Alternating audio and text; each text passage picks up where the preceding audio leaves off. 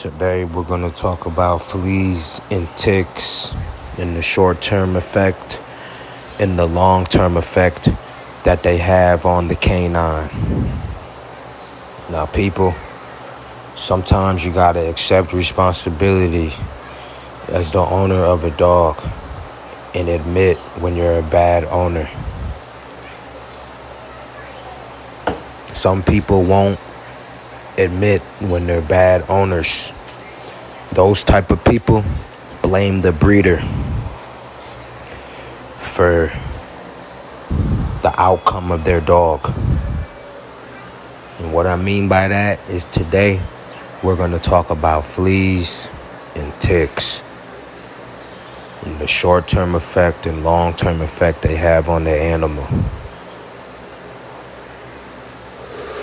When you have a flea, when you have a tick on your animal, it bites your animal 100 times a day. And people, when these fleas and ticks bite your dog, they don't nip your dog to make them bleed. They suck the blood out of your dog. Now, if you have a bad flea infestation, this leads to your dog becoming lethargic. This can lead to anemia, and this can lead to Lyme disease. Now, let me explain to you guys how this happens. When your dog has fleas and ticks, the first thing your dog does is scratch. If the dog is capable of biting the area, the dog will bite the whole fur out on a bad infestation.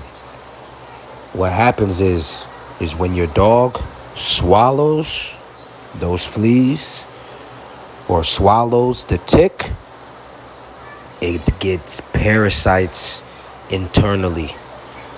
The parasites break down the dog's organs, the kidneys, the liver, the small intestine, the large intestine. The parasites break it down. Now, the type of worms that the dogs get from fleas and ticks is tapeworms. I don't think people understand that you just can't give a dog a bath that has fleas. You have to treat the dog internally. All right? Not only do you have to treat the dog internally, but after that bath, you have to treat the fur. So any larva that's on the dog, it dies. Any other flea or tick that bites the dog, it dies. Not only do you have to treat the fur and the internal intestines and organs, you have to treat the yard. You have to treat the house. And this is multiple treatments until your dogs are no longer itching, until you see no more fleas flying in the house. You also have to treat the yard. And what I mean by that is you have to cut the grass short. You have to put flea and tick and every other kind of pesticide down. These come in little pebbles. You could buy them from Walmart. They come in a bag. You put it down before the rain, and it treats your yards for 2 months. You have to do that every month. If you don't do that every month, your yard is a breeding ground. If you do not cut your grass every week, your yard is a breeding ground, and it's looking for a host. Some people, they don't understand the short-term effect and the long-term effect of fleas and what it has on a dog. They do not understand how important it is to treat their yard monthly with 2-month preventative chemicals. People do not understand that, so today we're posting this video for them. When the parasites are in your dog, they're spreading through your dog's blood.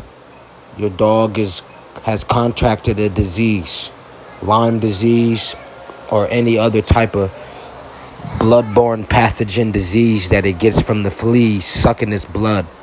One flea bites your dog 100 times a day. Get that in your head. When the flea bites your dog, it poops flea larvae and babies on your dog, and then they hatch on your dog. When you don't treat your yard, they're breeding in your yard because there's no pesticides on your yard. If you don't treat the fur, those flea and tick larvae hatch on your dog. All right? You have to treat the fur.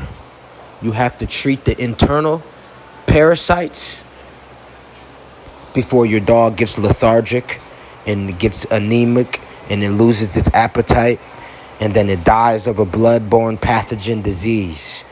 That's not genetics. That was passed down from the mother and father. That's genetics that developed over the year from a dog being untreated. You can't blame the breeder for flea neglect. You can't blame the breeder for tick neglect. On a dog that's 1 year old who's been swallowing fleas and ticks for a whole year. That's like if a dog that drank bleach and it got a disease, you blame the breeder. It's the same as a dog drinking ticks and fleas and blaming the breeder. No, the dog's habitat is why it checked out, not because of what the breeder bred. Every other dog from all the litters is fine. Every dog is fine, including the parents. Out of 30 dogs, one dies. The only difference between that one that died and all the other dogs is that that one that died was in a flea and tick infestation its whole life. Bottom line.